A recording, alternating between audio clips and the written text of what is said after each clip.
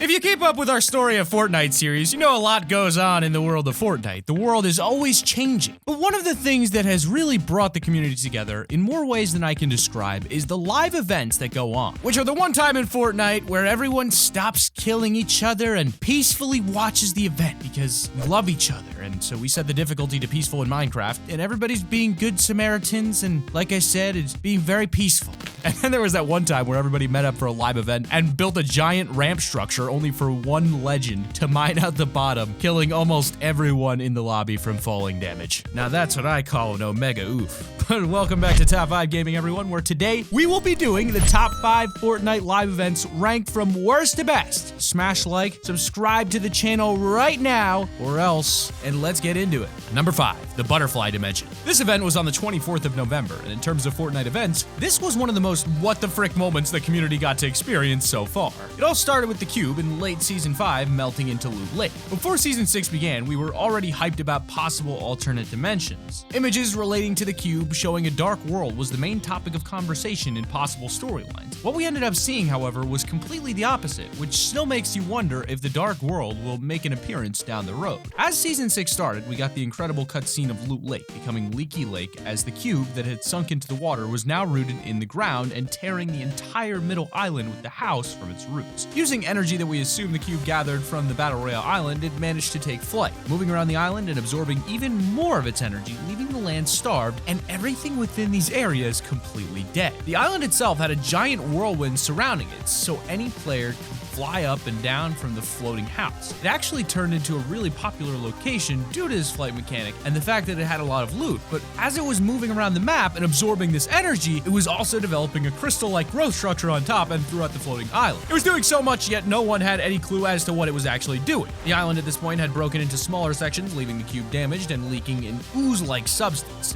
floating freely in the middle as it hovered over Leaky Lake. And on November 5th, we got the Butterfly event. Fortnite gave us plenty of notice about the event so we could get ready in time, which was pretty nice, and at 11 p.m. Eastern time, it began. The cube started spinning, picking up a pace quicker as it span until eventually it exploded into a blinding white flash of light. When you could start to see again, you weren't in any type of dark world. This was a light world. The entire area was a white void and there was some sort of piped structures at the bottom, all leading towards the center and down, but it didn't give you any sense of where you were. Maybe you're all dead and have transported back to the very beginning of Fortnite Battle Royale's existence, before anything had been created yet, and this was the architect's space to work with. After a while of floating through, a large light appears in the middle and floats directly towards you until it becomes clearer and clearer, going from a white light to what appears to be a rift until finally appearing as a butterfly made out of a rift-like substance. An automatic cutscene kicks in. As your character makes contact, you're rifted out and transported back to the Battle Royale island with no clear understanding as to where you just were. But now, the Fortnite island had changed. Leaky Lake was now remade as if the floating island had fallen down and become overgrown by the surrounding area, yet it felt like only a moment. In its center was purple crystals from Kevin the Cube and a circle structure, and in that one game event only, there was even special music that would play when you were close to the crystals.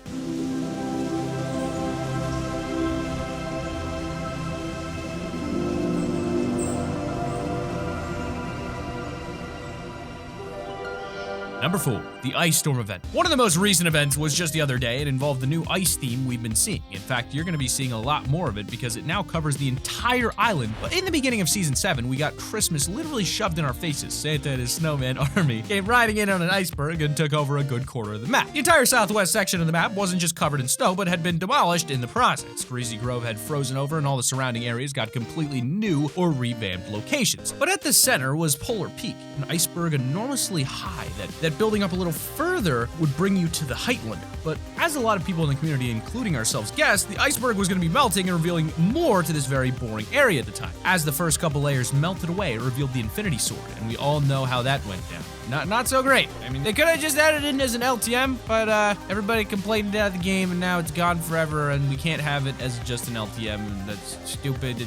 Stop. Why? I like the Infinity Blade, just not in the actual game, just as an LTM. I don't see the problem with this. I don't think it was a hard decision to make. I don't know why they didn't just do that. But after we got that out of the way, the ice head kept melting. It had shown a throne area where it got ground level, so a lot of people thought that was it, but the ice just kept going, and soon we were being shown a dungeon within this massive castle with all kinds of hidden treasures, including dragon eggs. Then about a week ago, as more ice melted, it must have revealed the Ice King because a giant sphere of ice appeared in the air. When people used a few cheeky methods to look inside, they found the Ice King resting within and holding a fragment of Kevin the Cube in his hands. Then on the 16th of January, the sphere exploded. The king performed what seemed to be some form of magic, absorbing the power from the cube and using it to release himself from what we can only assume was his prison he had been confined in long ago. Using his power, the Ice King appeared to summon a spectral being that was taller than the buildlet and mimicked the moves of the Ice King, performing a summoning ritual to summon a storm. As the storm fades away, the Ice King and his spectral friend have disappeared and left the whole of the Battle Royale island covered in snow and Dende fog.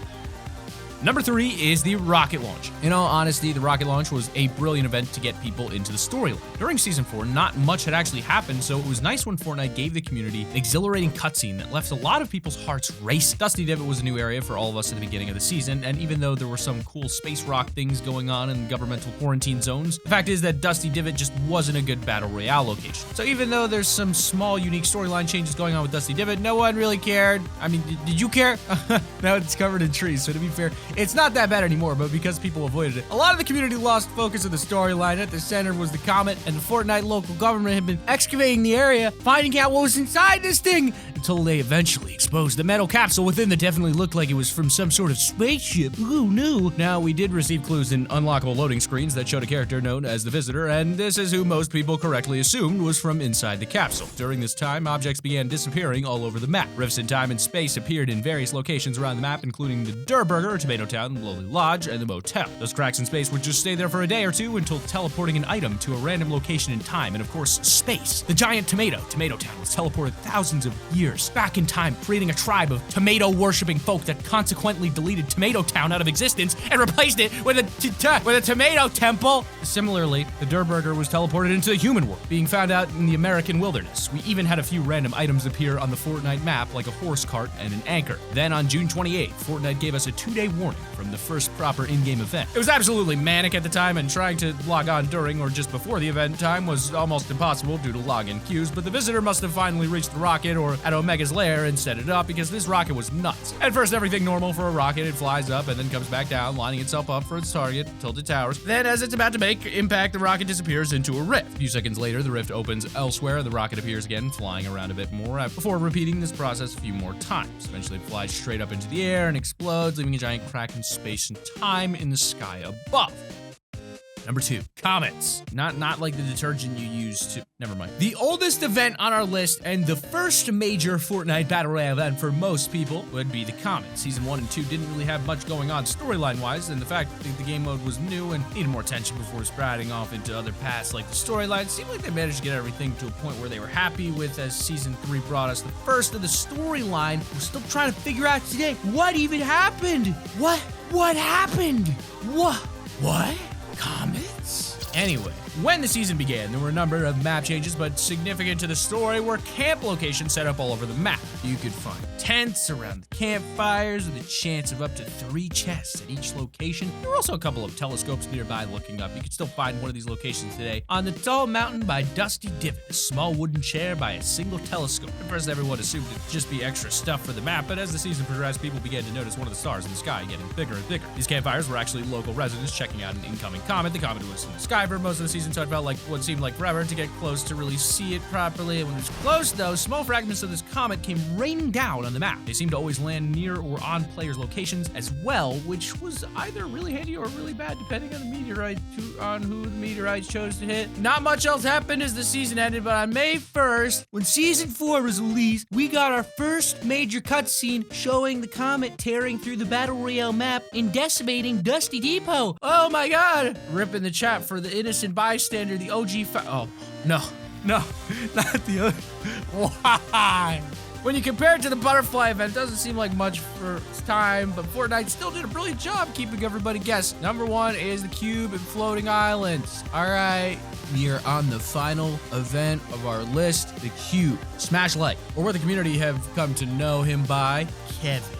Kev, out of all the events we've shown you, you'll have to let us know what your favorite one has been so far. Personally, I think the community has had the most fun with Kevin the Cube. For all those who have heard of Kevin the Cube or even saw him for a while but are wondering how he came into existence, then let's fill you in a little. On the 24th of August, the crack in space and time that was created by the rocket had been getting bigger. Sand was even leaking through one section. Then on that day, pink lightning came shooting from the rift and hitting a spot over the desert. It did this repeatedly a few times each hour and was slowly burning away the nearby cacti. Around a day later, the lightning struck as per usual. And by the way, getting hit by that lightning wouldn't damage you, but it would shoot you up flying into the air, so you would have fallen to your death anyway. But this time, the lightning didn't stop. Instead, it sounded like a reporter just like outside, just like...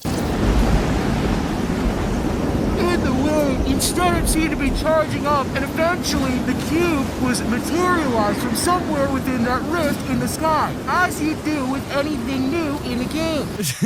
Especially a giant purple cube that spawned from pink lightning. You go over to check it out. The cube itself was like angry, electrically superpowered jello. Touching the cube would cause you to bounce at incredibly heights or thrusting you sideways much further than a bounce pad would. There were some pretty hilarious launch collisions with that thing too. And if you pickaxed it at the same time as touching the cube, it would shoot you almost 3 times further at least. You did have to be careful though. For one, this didn't prevent fall damage, and for two, if you caused Kevin too much damage, he would shoot the closest player with lightning for a small amount of damage, but it would send you flying for ages until you eventually dropped to your death. Oh my goodness.